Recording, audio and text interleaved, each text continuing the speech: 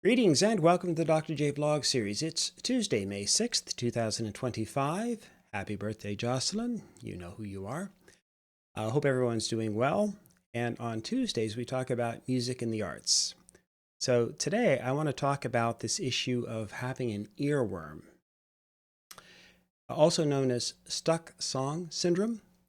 But do you ever find yourself wondering why you can't seem to get this particular song out of your head? Well, there's actually a technical term for the phenomenon: involuntary musical imagery, INMI. So this refers to a segment of the music that comes to mind without any external auditory stimulus, without being recalled voluntarily, and that tends to be characterized by repetition.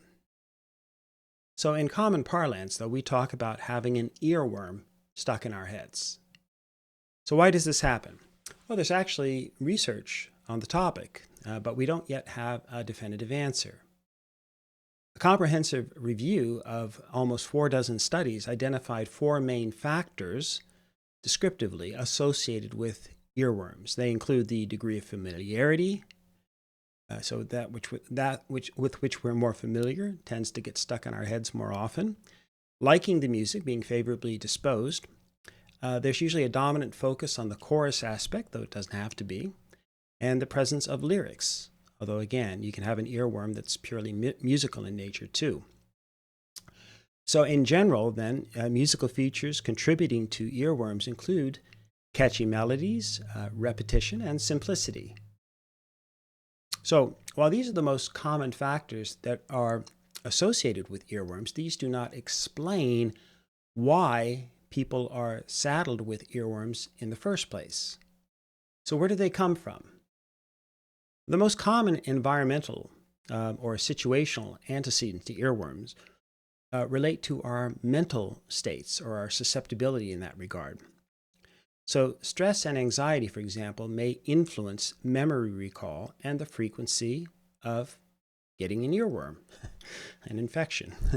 In general, the most common thesis suggests that these earworms can help serve as a coping mechanism when we're especially stressed or anxious. And then there's the concept of musical memory that comes into play as well. The research has indicated that musical memories may be retained more accurately than verbal memories.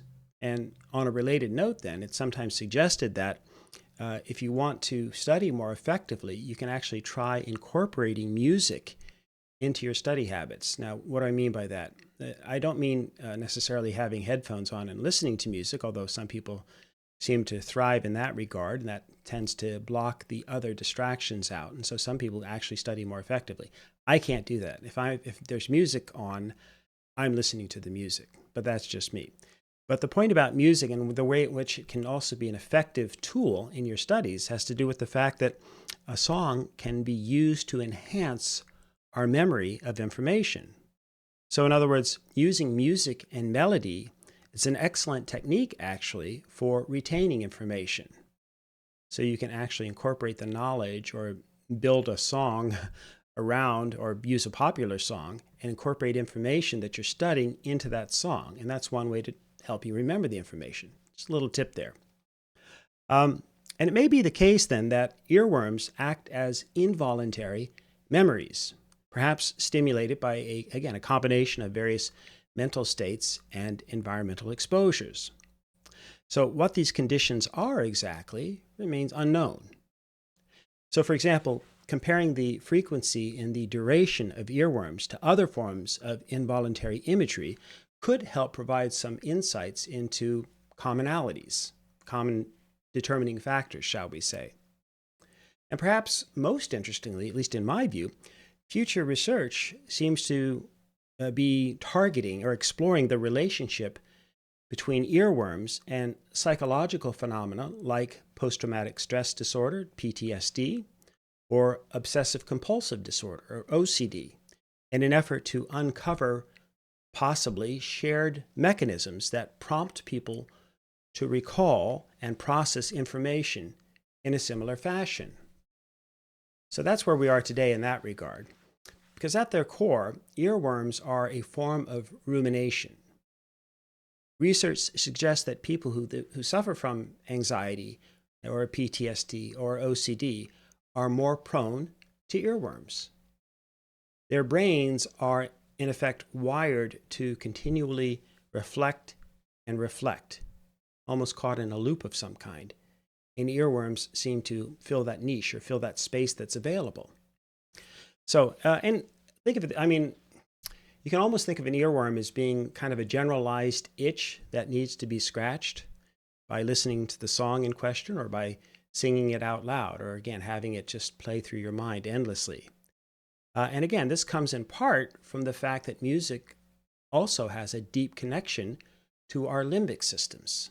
So the limbic system is a group of interconnected brain structures or components that help regulate your emotions and your behavior. And so the structures of the limbic system then work together with other brain regions by processing your memory, your thoughts, your motivations, and then in effect telling your body how to respond. So we know that people tend to find connections in music through memories. Certain songs have a way of transporting us to certain times or places in our lives. And because of this, we feel a reminiscent connection to music to go along with the emotions that already arouse us. I've talked a little bit about this previously in a much earlier vlog. So songs that evoke strong emotions consciously or subconsciously, or are associated with a particular memory, are more likely to become earworms. So finally, and relatedly, music also has a connection with the brain's pleasure and reward centers. And so this is, of course, what's responsible for this notion or this sense of, getting chills down one's spine when one listens to something particularly inspirational or motivational. Chills give us that unparalleled feeling, which is caused by this wanting or the liking of the music, right? And then earworms are more often reflective of these positive and rewarding experiences, although they can, in some cases, be associated with negative memories and emotions. It's not an either-or proposition, but the research seems to suggest that overwhelmingly, the earworms tend to be positive in nature.